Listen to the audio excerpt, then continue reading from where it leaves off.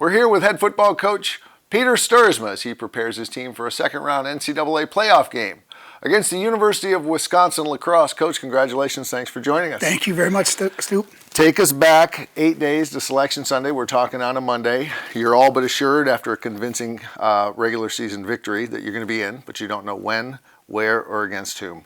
What was it like for you guys on Sunday night? Did you gather together? Did you wait until Sunday after the show? Did you wait till Monday morning? What was it like to be in the Hope College crowd on Selection Sunday? So we gathered our entire team, all of our players, all of our coaches, and their spouses, and we were in Moss watching the show. Yes, we did know that we were in, or had a really good chance of being in because we were in the top 40 MPI.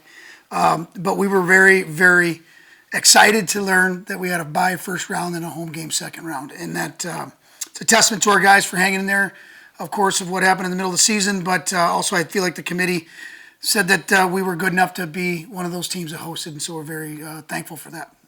To say you've dominated the last half of your season is an understatement. Collective score of the last 3 games, 177-6.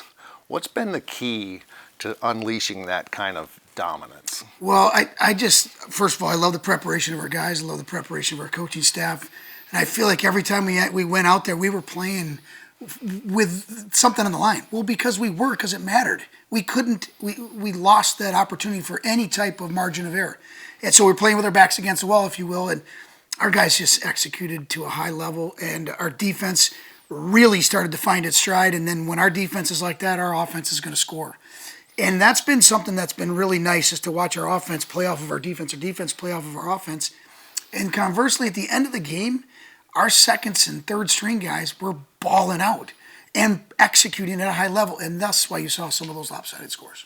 I want to get back to your O&D in a second, but first I want to talk about your upcoming opponent. The Wisconsin Intercollegiate has a storied history in D3 athletics, especially football. This year alone, 4 of the 40 teams in the draw are from that conference. They have some built-in advantages, bigger enrollments, and an opportunity to play a very strong strength of schedule. How do you prepare for a team that has a legacy of success and the ability to play a tough opponent every week? Well, start with, they're a very good football team. And yes, they play in a very good league, and they have some advantages that we don't have, in particular their state-funded school. So that impacts the players that they can have. But let's go back to something. They're a good football team that executes really well, and they play a really tough brand of football. They play sound defense. They're not going to wow you with lots of exotic blitzes and things like that. They're going to play very sound. Offensively, they're going to move the ball through the air and on the ground.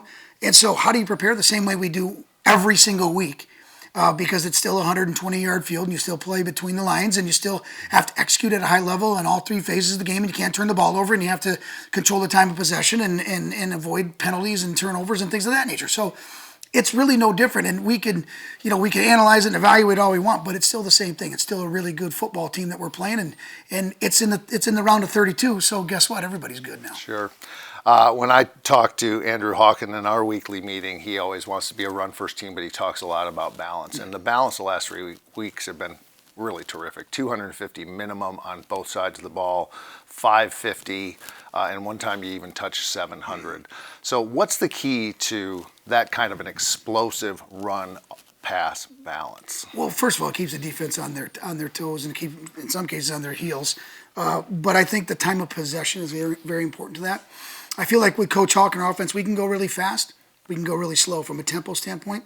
And I've never believed in going fast, and punting. I've never believed in putting too much pressure on your defense. I think it sounds a little bit old school, but I don't mind punting the ball down there and having our defense play tough defense and making them work for it. But I think added to that, the balance is really good from the standpoint of the rhythm that we get into and the rhythm that we can establish offensively, which keeps our defense resting on the sidelines and gives our guys a really high level of chance once they come off the sidelines from a defensive standpoint. And our special teams have been really good as well. They have indeed. So let's go to the other side of the ball. Your defense has allowed 1 touchdown in the last 14 quarters. When I talk to Jacob Pardonnet, he just simply says they love playing together.